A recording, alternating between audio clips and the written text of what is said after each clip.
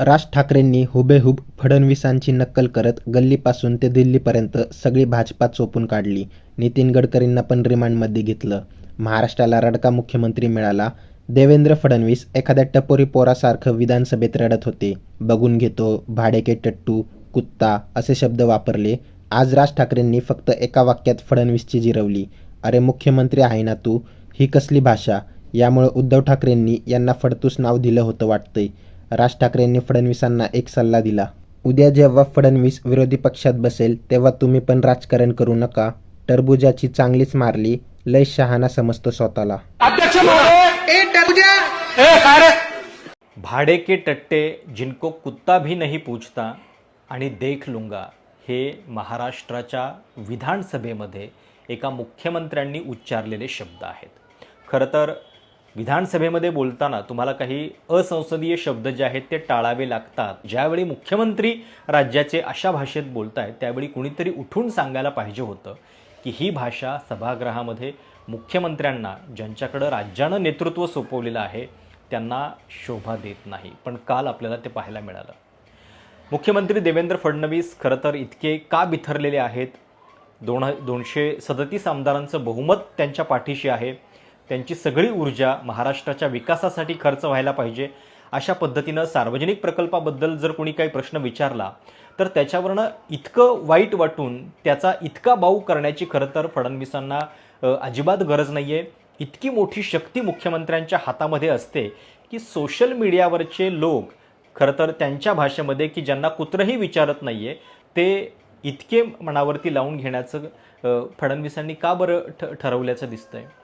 कुठल्या राजकीय टेन्शनमुळे हे होतं आहे का याची देखील चर्चा सुरू झालेली आहे. कारण ऑपरेशन कथित टायगर, ज्याच्यामध्ये 6 खासदार शिंदेंनी ठाकरेंचे पळवलेले आहेत, भाजप श्रेष्ठींना खुश करण्याचा प्रयत्न करतायत, त्या पार्श्वभूमीवरती इन्फ्रामॅन म्हणून ज्या प्रोजेक्टनं आपली इमेज उभी केलेली आहे त्याच प्रोजेक्टच्या बाबतीत अशा पद्धतीची बातमी यावी आणि आपण सगळं उभं केलेलं जे काही एक नेतृत्व आहे, आपली इमेज आहे, त्याला अशा पद्धतीनं ती डागाळणं हे कुठंतरी बहुधा त्यांना आतमध्ये फार खटकल्याचं दिसतंय. त्याच्यातनं त्यांची ही अशी रिॲक्शन आल्याचं दिसतंय. खरं तर महाराष्ट्र बदनाम करणाऱ्यांना सोडणार नाही.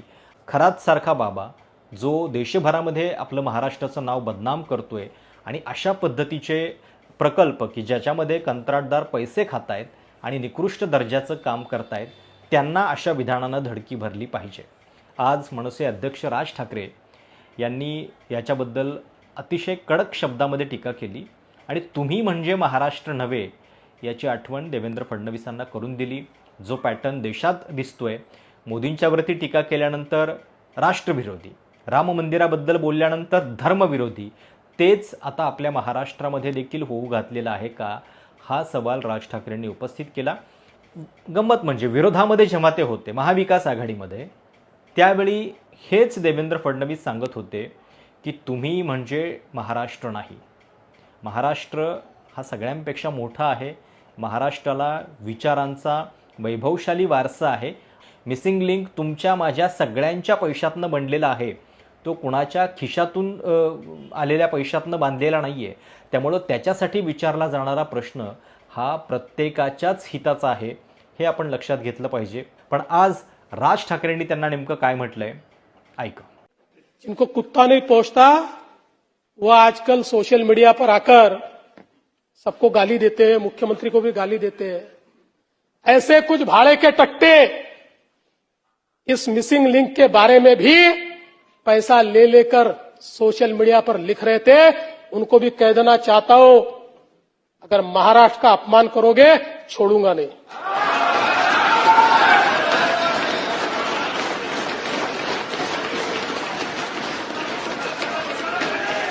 त्या ह्यांचं मुख्यमंत्र्यांचं फडणवीसांचं भाषण विधानसभेमधलं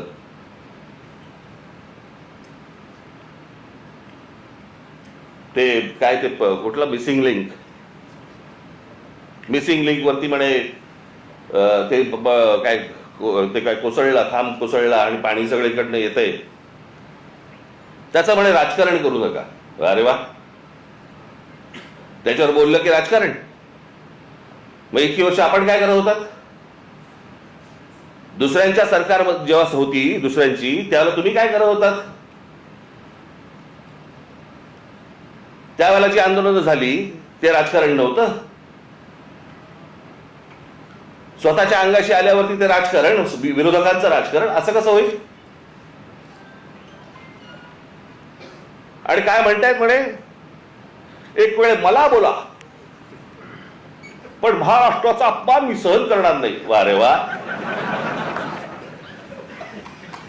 लोक त्या मिसिंग लिंक बद्दलच बोलतायत, महाराष्ट्राचा कुठे अपमान करतायत? पण ते काय सगळं घेऊन जायचं, म्हणजे ते वरपासून खालपर्यंत आता काय सवय लागली आहे. केंद्र सरकारच्या कुठच्या गोष्टींबद्दल बोललं की तुम्ही देशविरोधी.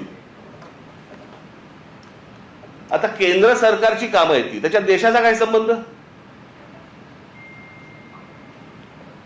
आता मिसिंग लिंक बद्दल बोललं तर याच्यात महाराष्ट्राचा अपमान कुठे आला?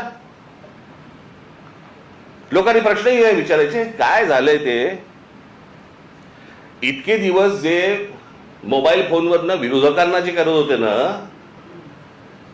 शिव्या घाल, वाटेल ते बोल, हे जे सगळे त्याच्यात ठेवलेल्या टीम्स आहेत ना, हे जे सगळं सुरू होतं ना ते आता अंगलट आलंय. आता ह्यांच्या दामदुपटीने ह्यांच्या अंगावरती येत आहे आणि त्याच्यामुळे लागले आता त्रास व्हायला लागला त्याचा. आपणच सुरू केल्यात त्या गोष्टी. गेल्या 10-12 वर्षातच ह्या सगळ्या गोष्टी मोठ्या प्रमाणावर सुरू झाल्या. विरोधकांना वाटेल ते बोलणं, विरोधकांना शिव्या घालणं, वाईट साईट लिहिणं, सगळ्या गोष्टी ज्या सुरू झाल्या हे तुम्ही बसवलेल्या टीमकडनं सुरू झाल्या. आता तुमच्या अंगावरती येत आहे ते सगळं, आणि तुमच्या अंगावरती येत आहे म्हणून लगेच महाराष्ट्राचा अपमान. ह्याच्यात कसला आला महाराष्ट्राचा अपमान? राम मंदिराच्या चोरीबद्दल बोललो की म्हणजे धर्माचा अपमान. अरे चोरी आहे ना ती, ह्याचा धर्म कुठे आला?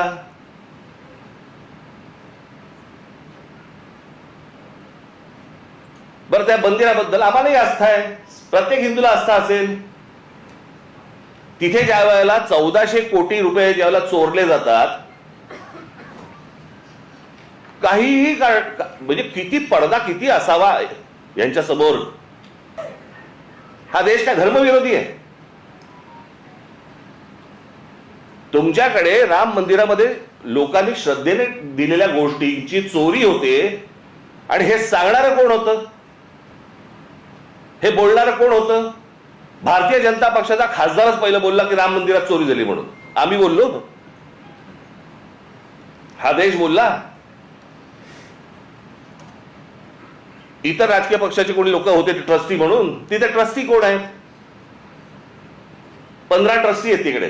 15 ट्रस्टी पैकी त्यातले जवळपास 12 हे केंद्र सरकार नेमतं, आणि त्या 12 पैकी केंद्र सरकारने जी नेमलेली माणसं आहेत ती RSS शी संबंधित आहेत, विश्व हिंदू परिषदेशी संबंधित आहेत, भाजपशी संबंधित आहेत, बाकी कोणीच नाहीये. केंद्र सरकार आणि राज्य सरकार नेमलेले IS अधिकारी आहेत. तिथे जर 1400 कोटी, आत्ता 1400 कोटीचा आकडा आलाय, मुळात कितीची चोरी झाली माहिती नाही आपल्याला.